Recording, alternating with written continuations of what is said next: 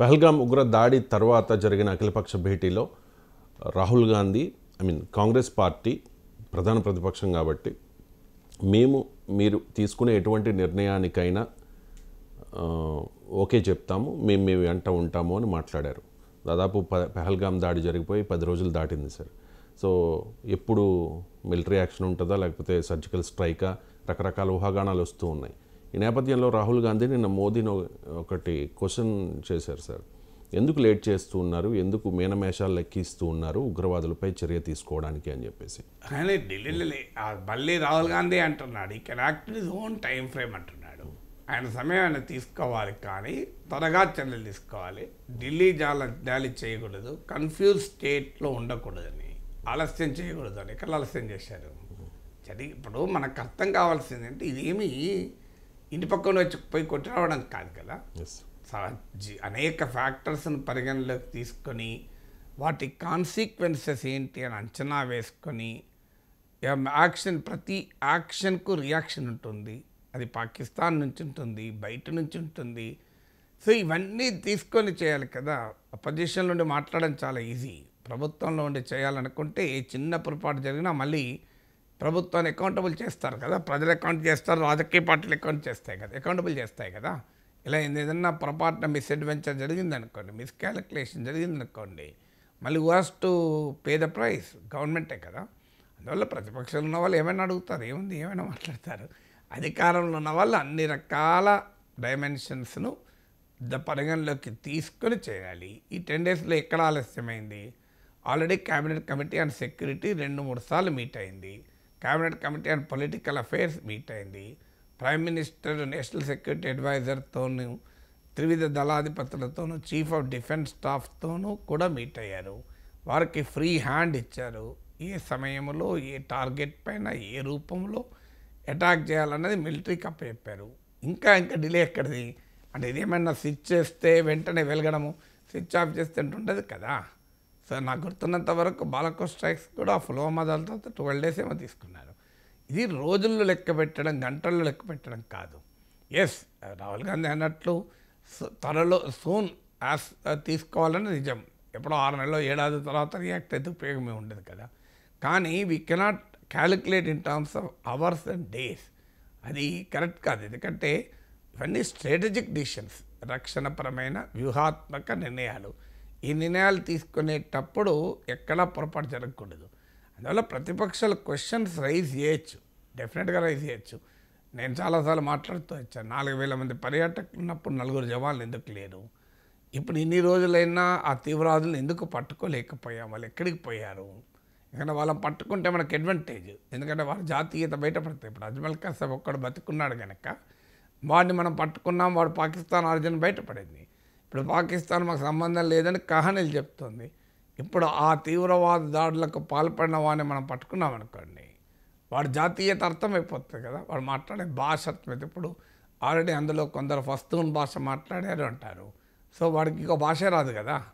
So అందువల్ల వాళ్ళని పట్టుకోవడం అనేది చాలా కీలకం టు ఎక్స్పోజ్ పాకిస్తాన్ ఈ పని చేస్తే మనకు తెలుసు, ప్రపంచానికి తెలుసు, కానీ పాకిస్తాన్ ఒప్పుకోవడం లేదు. పాకిస్తాన్ మిత్ర దేశాలు వాదిస్తాయి.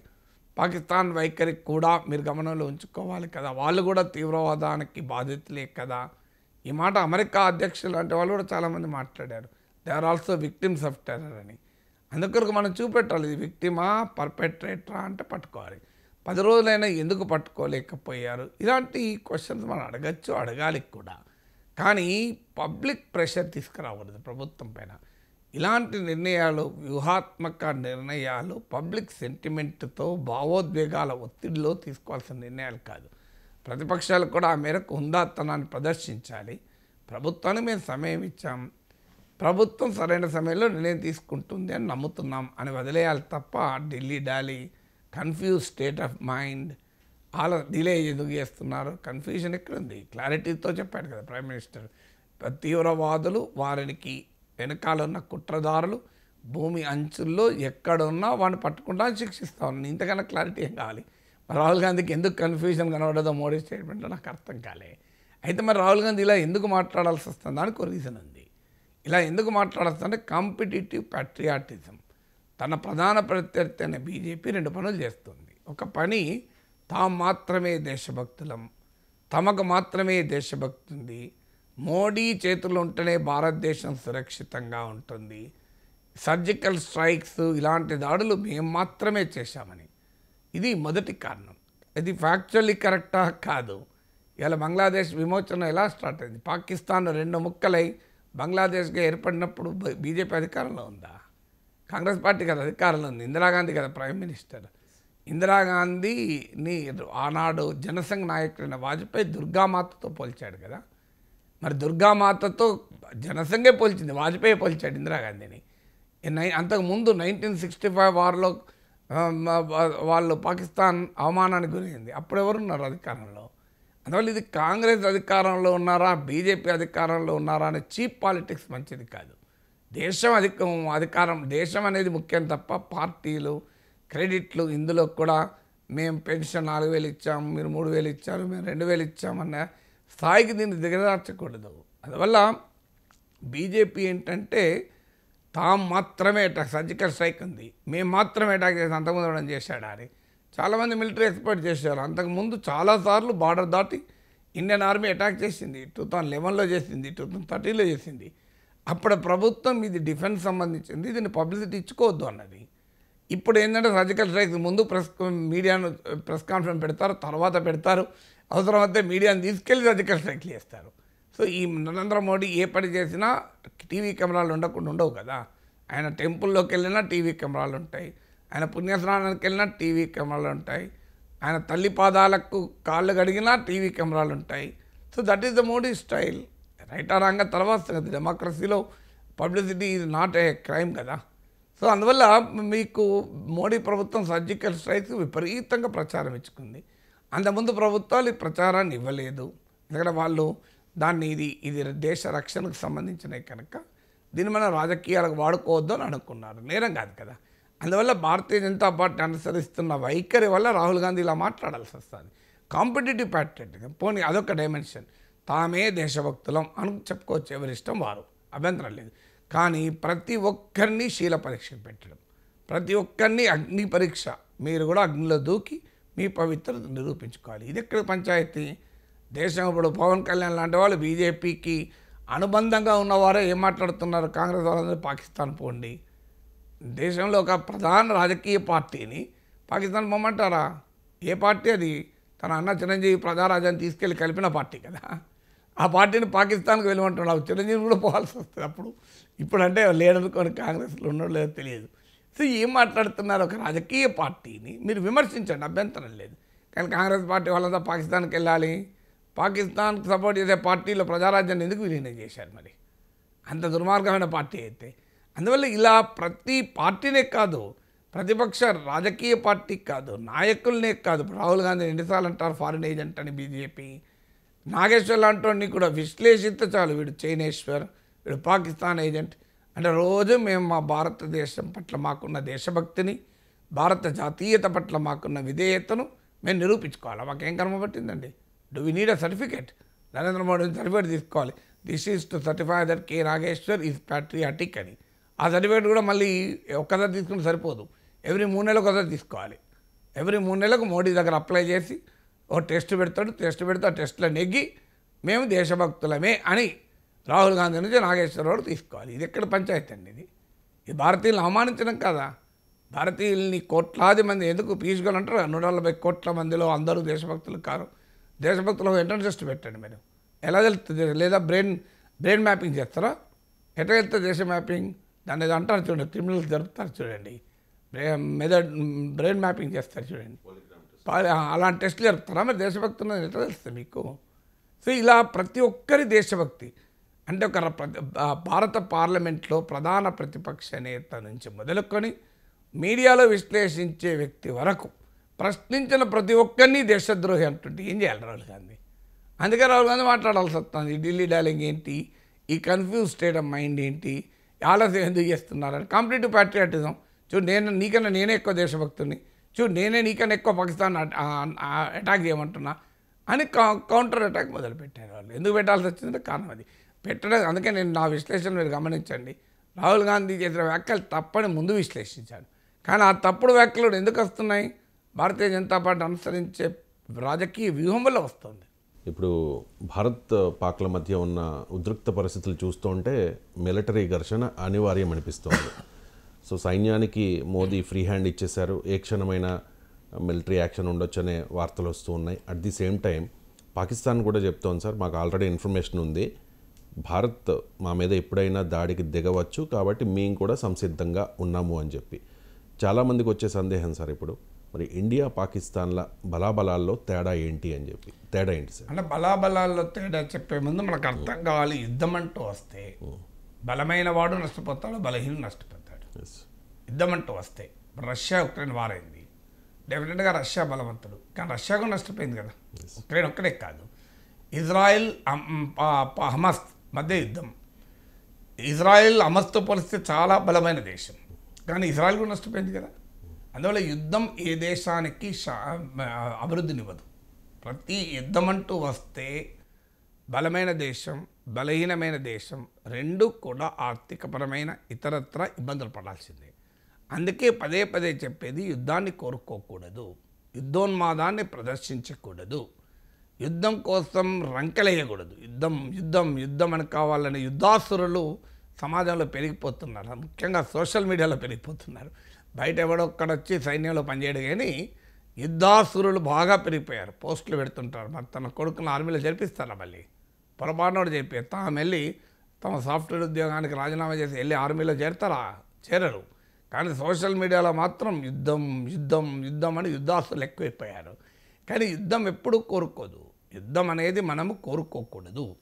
అదే సమయంలో యుద్ధం వస్తే భయపడకూడదు. నేను ఉదాహరణకు మహాభారతాన్ని ఉటంకిస్తూ చెప్తున్నాను. మహాభారతంలో ఏం జరిగింది? ఈ పాండవులు ఏమడిగారు? 5 ఊర్లు ఇచ్చైనా సంధి చేసుకోమన్నారు. కానీ సంధికి దుర్యోధనుడు అంగీకరించినప్పుడు ఏం చేశారు? యుద్ధం చేశారు. శ్రీకృష్ణ పరమాత్మ యుద్ధం ఆపటానికి కౌరవ సభకు పాండవుల రాయబారిగా వెళ్ళాడు, మర్చిపోదామా? సో కానీ మా రాయబారిగా వెళ్ళి అక్కడ పరిస్థితులు వివరించి సంధి చేసుకోమని దుర్యోధనుడికి ప్రబోధించి దుర్యోధనుడు తిరస్కరించాడు. అలుగుట ఏ ఎరంగని యజాత శత్రువి అలిగిన నాడు అంటూ శ్రీకృష్ణుడు పద్యం మనకి ఇప్పటికీ గుర్తొస్తుంది. సో అదంతా చెప్పినా దుర్యోధనుడు విన్నప్పుడు శ్రీకృష్ణ పరమాత్మ అర్జునుడికి సారథి అయి కురుక్షేత్రం యుద్ధ సైన్యాలు మోహరించిన వేళ మధ్యలో నిలబడి యుద్ధ వివక్షుడైపోయి, నేను యుద్ధం చేయను, నా తండ్రులు, తాతలు, కొడుకులు, మనమళ్ళు, స్నేహితులతో నేనేం యుద్ధం చేయాలి, ఈ రక్తాన్నాన్ని ఎలా బోధించాలి అంటే అర్జునుడికి గీతను బోధించి కర్తవ్యాన్ని బోధిస్తాడు. మీరు దీన్ని బట్టి ఏమర్థమవుతుంది? యుద్ధం నివారించడానికి ప్రయత్నించింది శ్రీకృష్ణ పరమాత్మ. యుద్ధం చేయనని అర్జునుడు వివశుడై పడిపోతే అర్జునుడికి ఉత్సాహాన్నిచ్చి తన కర్తవ్యాన్ని బోధించింది శ్రీకృష్ణ పరమాత్మ. అంటే అర్థం ఏంటి దీని నుంచి? సో ఇది భారతీయ తాత్విక వారసత్వం మనకేం చెప్తోంది? యుద్ధం కోరుకోకూడదు, యుద్ధ నివారణకు అన్ని చర్యలు తీసుకోవాలి, యుద్ధ పరిస్థితులు రాకుండా జాగ్రత్త పడాలి, మనం ఇచ్చే స్పందన కూడా.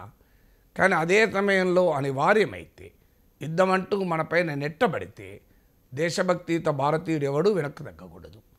ఇది ప్రాతిపదికగా ఉండాలి. ఇకపోతే యుద్ధంలో బలాబలాలేంటి అనుకున్నప్పుడు ఏ రకంగా చూసినా ఇండియా కన్వెన్షనల్ వార్ఫేర్లో పాకిస్తాన్ కన్నా చాలా బలమైంది.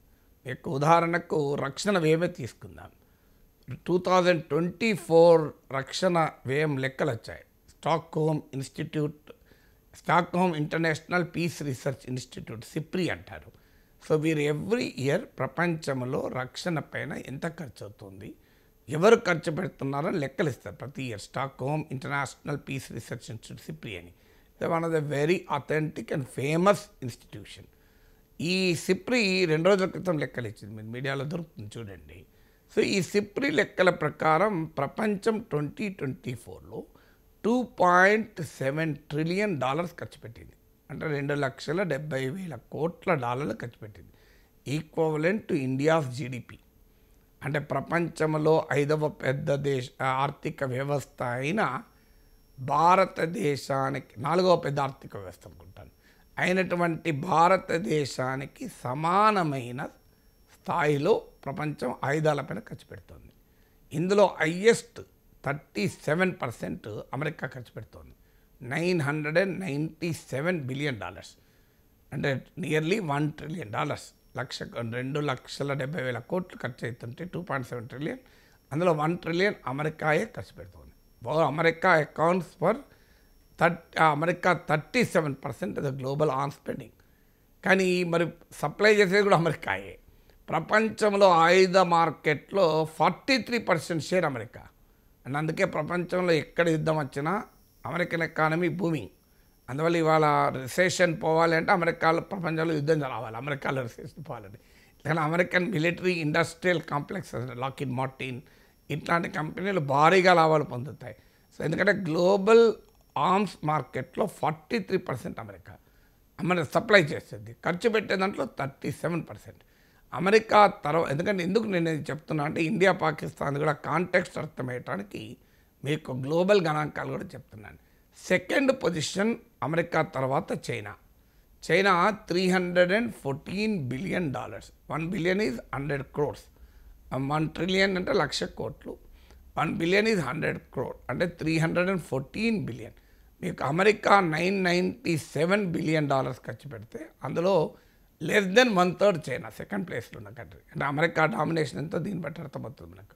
సో చైనా డిఫెన్స్ స్పెండింగ్ కూడా ఈ మధ్య 7% పెరిగింది లాస్ట్ ఇయర్.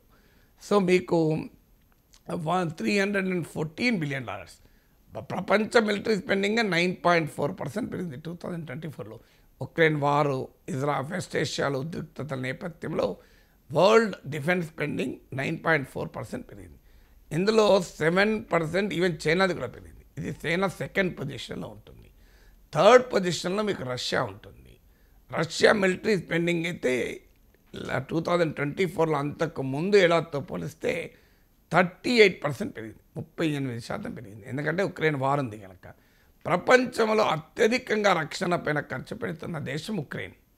తన దేశ జీడిపిలో 34% రక్షణ పైన ఖర్చు పెడుతుంది. అంటే ఒక ₹100 ఉక్రెయిన్కి ఆదాయం వస్తే ₹34 వాళ్ళు రక్షణ పైన ఖర్చు పెడుతున్నారు. ఎంత ఇబ్బంది పడుతున్నారు దీన్ని బట్టి అర్థమవుతుంది కదా. సో ఇది హయ్యెస్ట్ జీడిపిలో భాగంగా చూస్తే డిఫెన్స్ పైన ఖర్చు పెట్టే దేశం ఉక్రెయిన్, 34% జీడిపి. సో థర్డ్ ప్లేస్లో రష్యా ఉంటుంది. ఫోర్త్ ప్లేస్లో జర్మనీ ఉంటుంది. జర్మనీ $88 బిలియన్ ఖర్చు పెడుతుంది. జర్మనీ ఈ మధ్య పెంచారు. సో ఉక్రెయిన్ వార్ నేపథ్యంలో ట్రంప్ వచ్చాక నాటో నుంచి మేము బయటకు వచ్చేస్తాం, యూరప్ కూడా తన జీడిపిలో 5% ఖర్చు పెట్టాలి, మీరు చూసుకోవాలి అని ట్రాన్స్ అట్లాంటిక్ అలయన్స్ బ్రేక్ అవుతున్న సమయంలో జర్మనీ డిఫెన్స్ స్పెండింగ్ పెంచింది, ఫోర్త్ ప్లేస్కి వచ్చింది, $88 బిలియన్. యూరప్ డిఫెన్స్ స్పెండింగ్ 17% పెరిగింది. ఇజ్రాయెల్ డిఫెన్స్ స్పెండింగ్ 64% పెరిగింది. ఇక ఫిఫ్త్ పొజిషన్ వచ్చేది ఇండియా. చాలామంది తెలియదు ఇండియా వీక్ అని అనుకుంటారు. మనం ఎందుకు we are also equally strong military power అని చెప్పడానికి నేను ఈ గణాంకాలు చెప్పాను. So India spent $86 billion last, అంటే $8,600 కోట్ల. అంటే జర్మనీ కన్నా కేవలం $2 బిలియన్ తక్కువ. అంతే. $86 బిలియన్ మనం ఖర్చు పెట్టాం లాస్ట్ ఇయర్ 2024లో. పాకిస్తాన్ ఎంత ఖర్చు పెట్టింది? ఇక ర్యాంకులద్దు, టాప్ 5 ర్యాంక్స్ చెప్పాను కదా. ఈ పాకిస్తాన్ ఎంత ఖర్చు పెట్టి $10 బిలియన్ ఖర్చు పెట్టింది. అంటే పాకిస్తాన్తో పోలిస్తే భారతదేశ మిలిటరీ వ్యయం 9 రెట్లు ఎక్కువ, 9 times. చూడండి మనం ఎంత పవర్ఫుల్ అన్నదానికి ఈ గణాంకాలు ఉదాహరణ కదా. ఈ మధ్య మనం 2 రోజుల క్రితం ఫ్రాన్స్తో ఒప్పందం చేసుకొని 26 రాఫెల్ యుద్ధ విమానాలు కొన్నాం. దాని డీల్ ఎంత అంటే $7.4 బిలియన్. అంటే పాకిస్తాన్ ఒక ఏడాదిలో ఖర్చు పెట్టే దాంట్లో 74% మనం ఒక్క ఫ్రాన్స్ నుంచి రాఫెల్ విమానాల మీద ఖర్చు పెట్టాం కొనడానికి. ఇక ఇండియాకు పాకిస్తాన్కి ఎక్కడ కంపారిజన్ ఉంది? So we are much more stronger military power, దీంట్లో ఏమీ డిస్ప్యూట్ లేదు. ఇక ఇది మీకు ఆన్ స్పెండింగ్. రెండవ లెక్క చెప్తాను. అంటే మిలిటరీ పార్ట్నర్షిప్స్, అంటే ఇతర దేశాలతో మనకున్న సంబంధాలు. యుద్ధం అంటూ వస్తే ఏ దేశము ఏ దేశానికి మద్దతుగా ఉంటుంది. మనం ఇప్పుడు చూసాం, యుక్రెయిన్ రష్యాతో యుద్ధం చేసింది.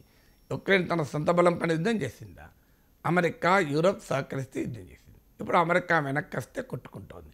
రష్యాకు మద్దతుగా Belarus, China, Iran, north Korea వీళ్ళు వచ్చారు. నార్త్ కొరియా సోల్జర్స్ అయితే 10,000 మంది సోల్జర్స్ యుక్రెయిన్ బ్యాటిల్ ఫీల్డ్లో కుర్స్క్ ప్రాంతంలో మీకు రష్యా మద్దతుగా పోరాడారు కూడా. సో ఇరానియన్ వాళ్ళు డ్రోన్లు ఇవన్నీ ఇచ్చారు. సో ఇక ఉక్రెయిన్కు అమెరికా అండ్ వెస్ట్ ఇచ్చారు. ఈ నాటో మొత్తం ఉక్రెయిన్కి మద్దతుగా ఇచ్చింది. అందువల్ల ఎనీ బలాబలాలు లెక్కించేటప్పుడు మనం లెక్క పెట్టుకోవాల్సిన దాంట్లో సొంత బలాలే కాదు, ఎవరి వైపు ఎవరు ఉంటారో అనేది కూడా లెక్కలు తీసుకోవాలి. సో ఎవరికి వైపు ఎవరుంటారో అనుకున్నప్పుడు ఇండియాకు ప్రపంచంలో Israel, France, UK, America, Russia ఇలా చాలా దేశాలతో డిఫెన్స్ రిలేషన్స్ ఉన్నాయి. కానీ యుద్ధం అంటూ వస్తే ఈ దేశాలన్నీ మనకు తరఫున పోరాడతాయా? I don't think. ఏ దేశమో మన తరఫున పోరాడుతుంది అనుకోను, ఇంక్లూడింగ్ ఇజ్రాయెల్.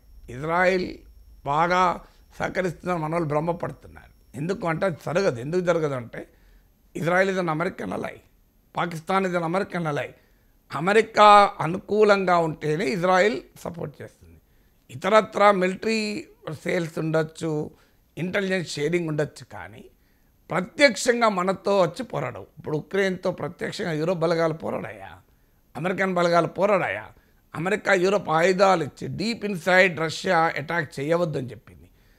ఉక్రెయిన్ గగనతలాన్ని మీకు నో ఫ్లై జోన్గా ప్రకటించమంటే అమెరికా అంగీకరించలే, యూరోప్ అంగీకరించలే. ఉక్రెయిన్కి అర్థమవుతుంది కదా. అందువల్ల భారతదేశానికి ప్రపంచంలో చాలా దేశాలతో బ్రహ్మాండమైన రిలేషన్స్ ఉన్నా రేపు ఈ మిలిటరీ ఘర్షణలో మనతో వచ్చి భుజం భుజం కలిపి ఎవరు పోరాడరు. ఇక పాకిస్తాన్తో ఎవరు పోరాడతారు అన్నది. పాకిస్తాన్కు అమెరికా ఒక గట్టి మిత్రదేశం మిలిటరీగా. ఎందుకంటే పాకిస్తాన్ ఏర్పడినప్పుడు ఇండియా ఏర్పడింది. ఇండియానేమో నాన్ అలైన్డ్ కంట్రీ, అలీన దేశమైంది. పాకిస్తాన్ అమెరికా నాయకత్వంలోని Central Treaty Organization, SEATO South East Asia Treaty Organization, ఇందులో పాకిస్తాన్ మెంబర్ అయింది. పాకిస్తాన్ ఇది అమెరికాకు non NATO ally, biggest client. మనము కొంటాం అమెరికా నుంచి, మనకన్నా ఎక్కువ కొంటుంది పాకిస్తాన్. సో అందువల్ల కానీ ఇప్పుడు సమస్య ఏంటంటే అమెరికాకు ఇండియాకు ఉన్న రిలేషన్స్ రీత్యా పాకిస్తాన్ తరఫున అమెరికా వకాల్తా పుచ్చుకుంటుందా అంటే అనుమానాస్పదమే. అందులో ఆఫ్ఘనిస్తాన్లో తాలిబాన్లతో అమెరికాకు ఒప్పందం కుదిరినాక ఇలా పాకిస్తాన్ రెలవెన్స్ కాస్త పోయింది 2021 నుంచి. అందువల్ల అమెరికా రెండు దేశాలకు నీతి వ్యాఖ్యలు చెప్పి ప్రేక్షక పాత్ర పోషిస్తున్న అంచనా. ఇక చైనా డెఫినెట్గా మన ఇండియా చైనాకు వ్యతిరేకంగా అమెరికా నాయకత్వంలోని క్వాడ్ కూటమిలో మెంబర్, అమెరికా, జపాన్, ఆస్ట్రేలియాతో కలిసి. సో క్వాడ్లో మెంబర్ అంటే తమకు వ్యతిరేకంగా కూటమి కడుతుందని చైనా ఆరోపణ. చైనాకు మనకు సరిహద్దు విభేదాలకు కూడా ఉన్నాయి, ఘర్షణలకు కూడా మనం గల్వాన్ లోయలో చూసాం. ఇండియాకు చైనా, అమెరికా, ఇండియా యాక్సిస్లో ఉన్న పరిస్థితులు అయితే చైనా పాకిస్తాన్ కూడా క్లోజ్. కానీ ఎక్కడి దాకా ఉంటుంది పాకిస్తాన్కు? సో గత యుద్ధాల్లో ఎప్పుడైనా చైనా పాకిస్తాన్కు డైరెక్ట్గా వచ్చి కలిసి పనిచేసిందా? ఇవాళ చైనా పరిస్థితి ఏంటి? అమెరికాతో పోరాడాల్సి ప్రత్యేక పరిస్థితిలో ఉంది. అందుకే చైనా ఇది రీచింగ్ అవుట్ టు ఇండియా. అందువల్ల చైనా మాట రీత్యా సహాయం చేస్తుందేమో పాకిస్తాన్కి, కానీ చేతరీత్యా గతంలో చేయలేదు, ఇప్పుడు చేయదు. అంటే ఈ ఫైట్ అల్టిమేట్గా ఇండియాకు పాక్ మధ్యనే జరగాలి. ఎవరికి నచ్చినా ఇండియాకు పాక్కు మధ్య జరిగితే India is far ahead of Pakistan. ఇక థర్డ్ ఫ్యాక్టరు, అసలు ఎకానమీ పాలిటీ తట్టుకోగలదా? ఎందుకంటే యుద్ధం అంటూ వస్తే ఇప్పుడు ఆ డిఫెన్స్ పైన ఎంత స్పెండ్ చేస్తున్నాం అన్నదే కాదు, నీ ఎకానమీ పాలిటీ తట్టుకోగలగాలి. ఇండియన్ పాలిటీకి పాకిస్తాన్ పాలిటీకి తేడా చూడండి. భారతదేశ రాజకీయ వ్యవస్థ ఏకోన్ముఖంగా పాకిస్తాన్ పైన పోరాటానికి సిద్ధపడింది.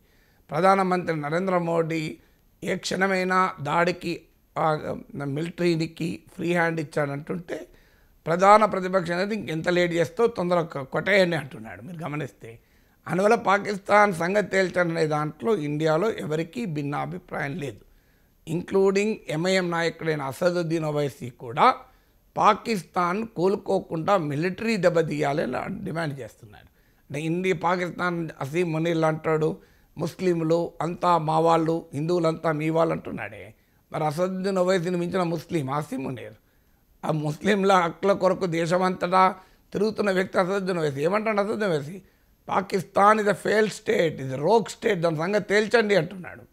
దాన్ని కోలుకోకుండా అటాక్ చేయండి అని అంటున్నాడు. ఇప్పటికైనా పాకిస్తాన్కి అర్థం కావాలి ఏంటి అనేది. సో అందువల్ల పాకిస్తాన్ పాలిటీ ఏమో ఇమ్రాన్ ఖాన్ జైల్లో ఉన్నాడు. ఇమ్రాన్ ఖాన్ మనుషులు ఆర్మీ వెంటనే తిరగబడ్డారు.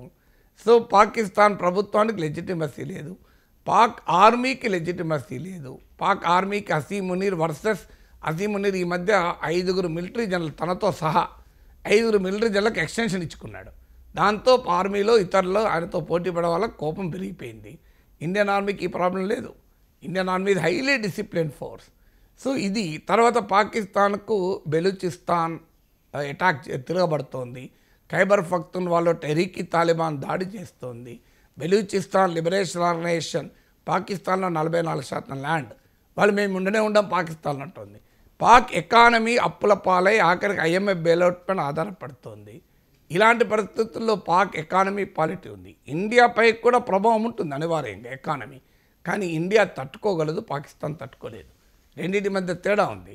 ఇప్పుడు ఒక పెద్ద ధరలు భయంకరంగా పెరిగాయనుకోండి, నాగేశ్వరం లాంటికి ఇబ్బంది ఉంటుంది, సెక్యూరిటీ గార్డ్కి ఇబ్బంది ఉంటుంది. నాగేశ్వరమో తట్టుకోగలడు తనకున్న సేవింగ్స్ రీత్యా, తనకున్న ఆదాయ వనరుల రీత్యా. కానీ ఆ సెక్యూరిటీ గార్డ్ తట్టుకోలేడు. ఇది కూడా అంతే. ఇండియన్ ఎకానమీ తట్టుకోగలుగుతుంది, పాకిస్తాన్ ఎకానమీ తట్టుకోలేదు. అందువల్ల అయితే ఒక్కటే పాకిస్తాన్ ఆశ ఏంటంటే మాకు న్యూక్లియర్ వెపన్స్ ఉన్నాయి కదా, దాన్ని బూచీగా చూపెట్టి మేము ఇండియాను బెదిరిస్తాం. అందుకే ఆ న్యూక్లియర్ బ్లాక్మెయిల్ పదే పాకిస్తాన్ చేసేది. కన్వెన్షనల్ వార్ఫేర్లో కానీ జియో పొలిటికల్ ఫ్యాక్టర్స్ రీత్యా చేసిన ఎట్టి పరిస్థితుల్లో పాకిస్తాన్ పై దరిదాపులో కూడా లేదు ఇండియాకు. కానీ ఒక్క న్యూక్లియర్ పారిటీ అంటే ఇండియాకు న్యూక్లియర్ ఫోర్సెస్ క్యాపబుల్ ఉంది, పాకిస్తాన్ న్యూక్లియర్. ఆ న్యూక్లియర్ పారిటీని ఒక్కదాన్ని ఉపయోగించుకొని పాక్ బ్లాక్మెయిల్ చేస్తుంది. కానీ పాకిస్తాన్కి అర్థం కావాల్సింది న్యూక్లియర్ వెపన్స్ అటాక్ ఉపయోగపడవు, డిటరెన్స్కి ఉపయోగపడతాయి. రెండింటి మధ్య తేడా ఉంది. అణ్వాయుధాలు ఎప్పుడు దాడికి ఉపయోగపడవు, రక్షణకు ఉపయోగపడతాయి. రష్యా దగ్గర అణ్వాయుధాలు లేవా? మరి ఉక్రెయిన్తో 3 ఏళ్ళు ఎందుకు యుద్ధం చేస్తుంది? ఒకసారి అణ్వాయుధం వేస్తే పని అయిపోతుంది కదా, ఉక్రెయిన్ పని వేస్తుంది రష్యా. ఉక్రెయిన్కి అణ్వాయుధాలు లేవు, రష్యాకు ఉన్నాయి. మరి ఎందుకు రష్యా వాడతలేదు 3 ఏళ్ళుగా? కామన్ సెన్స్ చెప్తుంది కదా. ఒకవేళ అణ్వాయుధాలు దాడికి ఉపయోగపడితే, అణ్వాయుధాల కంబాట్ వాల్యూ ఉంటే అసలు ఈ యుద్ధానికి ముగింపు పలకాలి కదా. రష్యా 3 ఏళ్ళు కొట్లాడుతుంది ఇంత కష్టపడి. ఒక న్యూక్లియర్ వెపన్ వేసి పడితే ఉక్రెయిన్ సంగతి తేలిపోతుంది కదా. కానీ చేసింది రష్యా. ఎందుకంటే nuclear weapons are not combat weapons, they are deterrence weapons. అంటే నీ దగ్గర న్యూక్లియర్ వెపన్ ఉంటే ఇంకోడు అటాక్ చేస్తున్నా భయపడతాడు. అంతకు మించి న్యూక్లియర్ వెపన్ పనిచేయలేదు. పాకిస్తాన్కి అర్థమైతే వస్తలేదు. ఇట్స్ ఏ కంబాట్ వెపన్ కాదు, ఇట్స్ ఏ డిటరెన్స్ వెపన్. అందుకని మీకు రష్యా ఉదాహరణ చెప్పాను. కామన్ సెన్స్ చెప్తుంది కదా. మరి ఈ 3 ఏళ్ళు ఎందుకు వాడు చేయాలి? ఒకసారి పడితే అయిపోతుంది కదా. సో అందువల్ల కంపారిజన్ మీరు అడిగారు, కంపారిజన్లో పాకిస్తాన్ దరిదాపులు కూడా రాదు ఇండియాతో పోలిస్తే. అది పాకిస్తాన్కి అనేక సార్లు అర్థమైంది. కానీ కుక్కతో వంకర కదా, ఏం చేయగలుగుతాం? నీకు ఎన్నిసార్లు జరిగినా మళ్ళీ నువ్వు ఎన్నిసార్లు కుక్కను చెప్పుతో కొట్టు మళ్ళీ అక్కడికి వస్తుంది కుక్క. ఎన్నిసార్లు పోలీసులు అరెస్ట్ చేసినా 7వసారి 8వసారి విడుదలైనాక దొంగతనమే చేస్తుంటాడు వాడు. అది పాకిస్తాన్ వక్రబుద్ధి. దానికి ఏం చేయగలం? పహల్గామ్ ఉగ్ర దాడి తర్వాత భారత్, పాకిస్తాన్ ఈ 2 దేశాలు కూడా ఆంక్షలు విధించుకోవడంలో పోటీ పడుతున్నాయి. ఇప్పటికే పాక్ గగనతలాల్లో భారత్ విమానాలు ఫ్లై చేయడానికి లేకుండా ఆంక్షలు విధించింది పాకిస్తాన్. రీసెంట్గా భారత్ కూడా పాక్ విమానాలకు ఆంక్షలు విధించింది సార్, భారత్ గగనతలంలో ప్రయాణించేందుకు వీలు లేకుండా. సో దీని ప్రభావం ఏ రకంగా ఉండవచ్చు? ఆంక్షలు కాదు, యాక్చువల్గా నిషేధం విధించింది. ఆంక్షలు అంటే ఓన్లీ కొన్ని నిషేధం కాదు, అది కర్బ్స్ అంటారు. కానీ యాక్చువల్గా మూసివేశారు. అంటే పాకిస్తాన్ ముందు చేసింది 1 వీక్ క్రితము. మనము సింధు జలాల ఒప్పందాన్ని నిలిపివేసిన మరుక్షణం కౌంటర్ మేజర్స్గా పాకిస్తాన్ గగనతలాన్ని ఇండియన్ విమానాలకు మూసేశారు. డెఫినెట్గా అది ఇండియన్ విమానాలకు నష్టం. ఎందుకంటే పాకిస్తాన్ ఎయిర్ స్పేస్ ద్వారా వెళితే వెస్ట్ ఏషియాకు, యూరప్కు దగ్గర రూట్. ఇది నియరెస్ట్ రూట్ ఏంటంటే through Pakistan air space. So మీరు అందువల్ల ఇవాళ పాకిస్తాన్ ఆ రూట్ ఆపితే మనము వెస్ట్ ఏషియా వెళ్ళాలన్నా, యూరప్ వెళ్ళాలన్నా లాంగర్ రూట్ తీసుకోవాల్సి ఉంటుంది, హయ్యర్ కాస్ట్ చెల్లించాల్సి ఉంటుంది. ఇది డెఫినెట్గా ఇండియన్ ఏవియేషన్ ఇండస్ట్రీ పైన, విమానయాన పరిశ్రమ పైన, విమాన ప్రయాణికుల పైన అనివార్యంగా ప్రభావం చూపుతుంది, దాంట్లో అనుమానం వెళ్ళేద్దు. కానీ చాలామందికి అర్థం కానిది ఏంటంటే దీనివల్ల పాకిస్తాన్కి కూడా ప్రమాదం పడుతుంది. పాకిస్తాన్కి పాకిస్తాన్కు ఉన్మాదం పెరిగితే తనకు జరిగే నష్టాన్ని కూడా తాను ఆలోచించడు. ఇప్పుడు జరుగుతున్నది అదే. ఆ ఉన్మాదం ఎక్కడ దాకా పోయిందంటే పాకిస్తాన్కు తనకు నష్టం. మీకు ఉదాహరణ ఏంటి అంటే, ఒక ఎయిర్ స్పేస్ ద్వారా విమానాలు ఫ్రీగా పోవు, దే ఆర్ నాట్ ఫ్రీ. మీరు ఆ ఎయిర్ స్పేస్ వాడినందుకు, ఎయిర్ స్పేసే కాదు, ఎయిర్ అయినా ల్యాండ్ అయినా వాడినందుకు డబ్బులు చెల్లించాల్సి ఉంటుంది. ఇప్పుడు ఆఫ్ఘనిస్తాన్ నుంచి మనకు పాకిస్తాన్ మీదుగా డ్రై ఫ్రూట్స్ రవాణా అవుతాయి. సో ఈ రవాణా ఇప్పుడు పాకిస్తాన్ ట్రేడ్ ఆపింది కనుక ఖచ్చితంగా ఆఫ్ఘనిస్తాన్కు నష్టం, పాకిస్తాన్కు నష్టమే. ఎందుకంటే డ్రై ఫ్రూట్ పాకిస్తాన్ ద్వారా రవాణా అయినప్పుడు పాకిస్తాన్ కూడా డబ్బులు చెల్లిస్తాం మనం. కానీ పాకిస్తాన్ ఉన్మాదం ఏంటంటే మాకు నష్టమైనా మంచిదే, మేము ఇలాగే బిహేవ్ చేస్తామని. అందుకే ఇప్పుడు ఉదాహరణకు Turkmenistan, Afghanistan, Pakistan, India gas pipeline TAPI అని ప్రతిపాదించాం.